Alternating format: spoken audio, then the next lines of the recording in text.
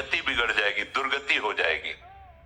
लिख लो दिमाग में, डायरी में, क्योंकि ये नोट हो रहा है, आवाज डाली जाएगी। आप बार बार सुन, इनसे बचिए।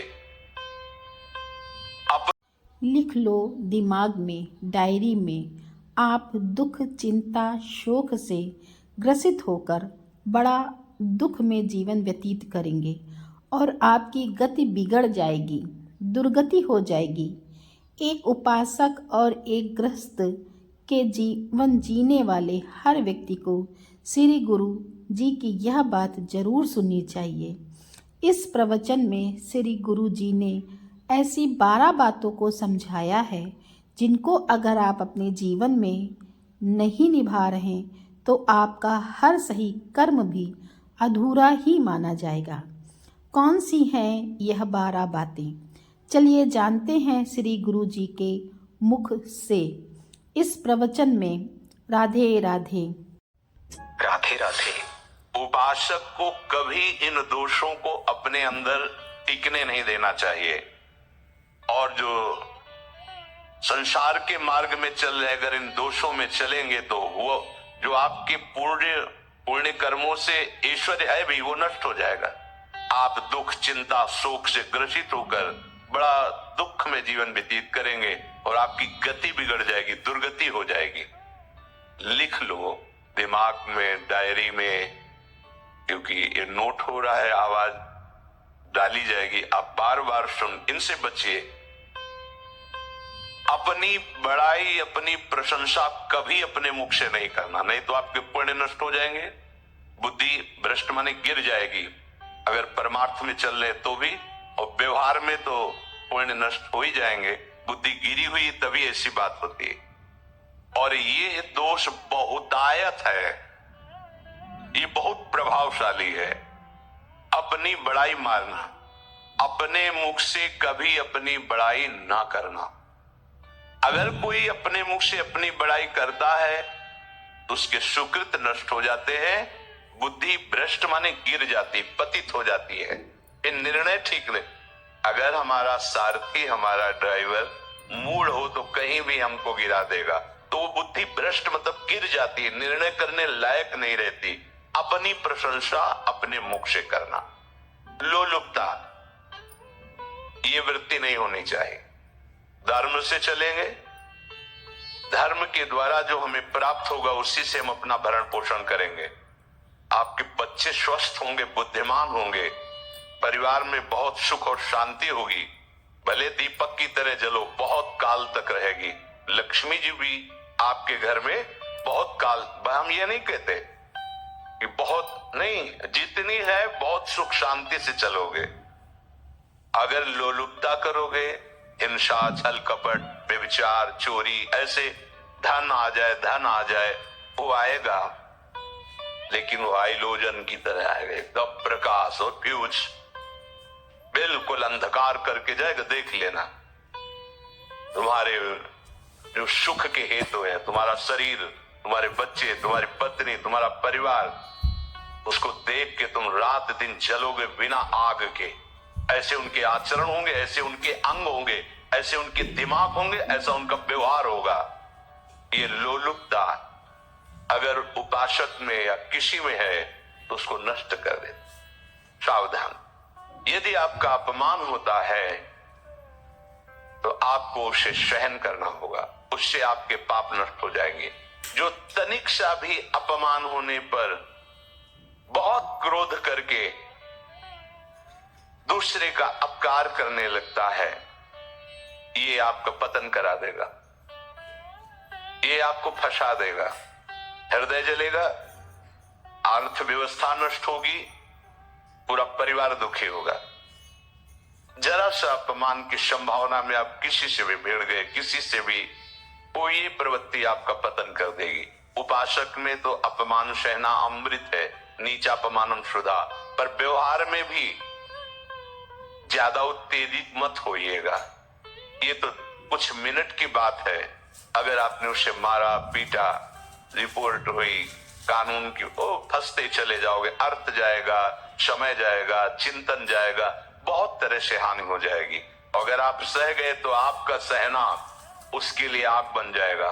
उमा क्षमा साप होते भारी, तुम्हें दंड देने की जरूरत नहीं, उसका एक कर्म ही उसे दंड दे देगा। आप शांत हो जाइए, आप सत्संगी है, आप शांत रहिए। द्वेष भरी बातें, द्वेष भरे क्रियाएं, उन्हीं का चिंतन करके जलते रहना क्रोध से। उपासक को तो क्रोध करना ही नहीं चाहिए, बहुत शांत। ठीक है, अभ्यास में कभी क्रोध हो सकता है, उसको फिर समन करो, अंदर से प्रायश्चित, जैसा कि अब गलती हुई आगे नहीं करेंगे। और व्यवहार में भी क्रोध को आप पीना सीखें। अगर बार बार आपका क्रोध प्रकट होता ही रहेगा, आपका स्वभाव बिगड़ जाएगा, आपके पुण्य नष्ट हो जाएंगे और आपका जीवन नष्ट हो जाएगा। देने वाला उतना दे देगा, आपको आनंदित रहो। पैसा खर्चा, सब पूरे जीवन का विध्वंस मचा दिया क्रोध ने। कहीं भी आप देखो, किसी से क्रोध करके देखो, फिर देखो तुम्हारा भजन चल रहा है, तुम्हारे बहुत शांत। ठीक है, अभ्यास में कभी क्रोध हो सकता है, उसको फिर समन करो, अंदर से प्रायश्चित, जैसा कि अब गलती हुई आगे नहीं करेंगे। और व्यवहार में भी क्रोध को आप पीना सीखें। अगर बार बार आपका क्रोध प्रकट होता ही रहेगा, आपका स्वभाव बिगड़ जाएगा, आपके पुण्य नष्ट हो जाएंगे और आपका जीवन नष्ट हो जाएगा।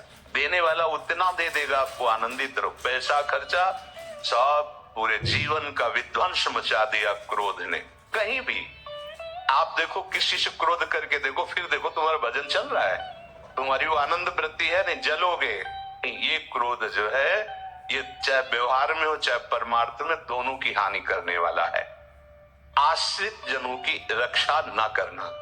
अगर कोई हाक कर आपके पास आ गया है, कोई पशु पक्षी या कोई मनुष्य, आपको चाहिए कि अब चाहे हमारे पहले प्राण जाए, उसकी रक्षा करेंगे। जैसे कोई पशु पक्षी किसी भय से आपके सीमा के अंतर्गत आ गया है, अब उसकी रक्षा करनी है आपको। अगर आप स्वयं मार देते हैं या मरवा देते हैं, या आपके सुकृत नष्ट कर देगा, या आपकी दुर्गति का कारण बन जाएगा। अगर वो पाप कर्म आपके द्वारा मन में प्रेरित हो रहे हैं, संकल्प बन रहा है, क्रियाएं हो रही है, दुर्गति पक्की, पुण्य नष्ट हो जाएंगे, दुख अशांति बढ़ती चली जाएगी, कभी शांति नहीं प्राप्त कर पाएंगे। ऐसा नहीं कि जो मन में आवे सो करे। पापाचरण निडर और उत्साहित होकर करना, अगर ऐसे लक्षण है, निश्चित दुर्गति होती है। संभोग का ही चिंतन करना, संभोग में ही मन लगाना, संभोग दूसरी स्त्रियों के साथ करने की भावना रख। रात दिन बैठे बैठे बस यही चिंतन कर, गंदी बातों का, गंदी बातें देखना, गंदी बातें सुनना, गंदी बातों का चिंतन करना। फिर अन्य माताओं बहनों के प्रति काम दृष्टि से देखना। कोई आ जा रही है, दृष्टि से काम भाव से देखना, भोग बुद्धि से देखना, निश्चित पुण्यनाश, दुर्गति। बड़े बड़े उदाहरण इतिहास में है, जिन्होंने ऐसा दृश्य नेत्रों से देखने की चेष्टा की, मन में संकल्प किया भोगने का, नष्ट हो गए, चाहे वो कितने बड़े प्रतापी हो। विषमता रखने वाला सब भगवत स्वरूप है। समान व्यवहार, जैसे आपके भोजन है, जो आप पा रहे वही सबको दी। बैठने की व्यवस्था, उठने की व्यवस्था, क्रम बाय क्रम, पर उसको भी नीच भाव से मत देखिए। उस कोटि का उसको प्यार दीजिए, दुलार दीजिए, सम्मान दीजिए। इतनी विषमता न फैलाते रहे अपने जीवन में कि आप सबके निंदा के पात्र बन जाए। विषमता, सबको प्यार। हाँ ठीक है, पुत्र का अलग प्यार है, भाई का अलग प्यार है, पिता का अलग प्यार है, पर हमारा व्यवहार प्रीति युक्त होना चाहिए, विषमता भरा नहीं होना चाहिए। अगर हमारे चित्त में विषमता ही रही तो संसार है, प्रभु नहीं है। जीत विषम संसार कीर्ति जग बिस्तरे। जो विषमता पर विजय प्राप्त कर लेता है वही भगवत प्राप्ति का अधिकारी। ये विषमता बहुत बड़ी हानि है। अत्यंत मानी होना, जहां आपके प्राण कमजोर होंगे, पुण्य नष्ट होगा, आयुश्री सब नष्ट होना है, ऐसे आचरण करवाएगा गुरुजनों के साथ, महापुरुषों के साथ। ये बहुत नीच प्रवृत्ति है। अत्यंत मान प्रियता, मुझे सम्मान मिले, उत्तम प्रवृत्ति है। सबको मान देना, स्वयं अमानी रहना। दान देने की बात कह के मुकर जाना या दान देकर पश्चाताप करना। दे दिया है बहुत जल रहे हो, दूसरे से वार्ता कर रहे हो कि पता नहीं क्या यार बुद्धि में हो गया, हमने उसको इतना कहा था उतना दे दिया, क्यों दे दिया, ऐसा ऐसा, मतलब अंदर चिंतन करना, क्यों दे दी तो दिया। इसके बाद जो आप या दान देने की बात कह के मुकर जाना, जैसे आपने कह दिया आपको इतना इतना ऐसा, अब आप मुकर गए, ब्याज सहित तुम्हें देना होगा, ये तुम्हारी दुर्गति का कारण बन जाएगा। ऐसे ही नहीं बोलना चाहिए, बहुत होश से। वाणी एक अमूल है, जो कोई बोले जान, ये तराजू तौल के तब मुख बाहर आन। अत्यंत कृपण होना, ना परिवार को सुखी कर पा रहा, ना अपने को सुखी कर पा रहा है, एक एक सिक्का बैंक में जो मर गया।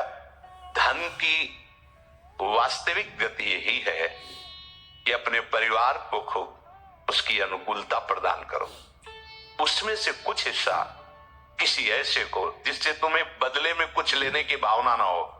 कोई साधु महात्मा, गाय, पशु पक्षी, किसी भी जीव बीमार है शरीरधारी, उसके जिससे कुछ कभी लेने की भावना न हो, एहसान की भावना न हो। शो धन धन्य प्रथम गति जाकी, धन्य हो गया उसका धन। आओ कृपण का धन किसी काम में ना स्वसुख, ना परिवार के सुख, ना धर्म कार्यों में, व्यर्थ जीवन चला गया। उसी धन का चिंतन करना, उसी का संग्रह करना और उसी की रक्षा करते करते शरीर छोड़ देना, तो चिंतन बिगड़ गया।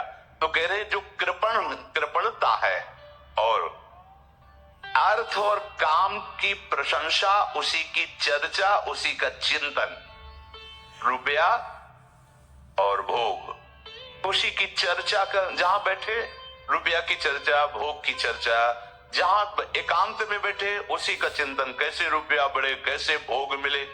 और अगर अवसर मिला तो रुपया अधर्म से आवे चाहे धर्म से, उसको इसकी कोई परवाह नहीं।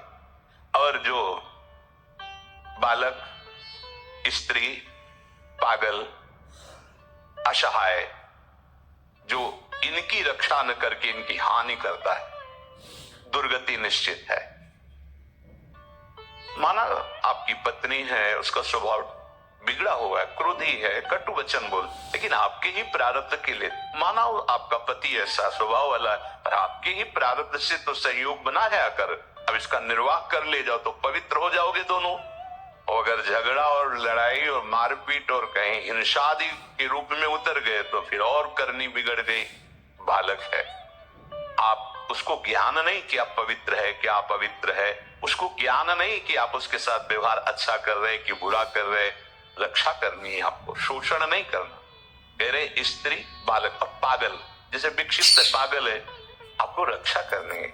अगर आपने इन दोषों को स्वीकार किया तो निश्चित आपकी दुर्गति होगी, न इस लोक में आपको शांति मिलेगी न परलोक में। इसलिए इन दोषों को बार बार सुन करके और हृदय में जांचो कि कहीं है तो नहीं, अगर है तो सत्संग, भजन बल, भगवत प्रार्थना के बल से इन दोषों का त्याग कर दो, जीवन मंगलमय हो जाएगा।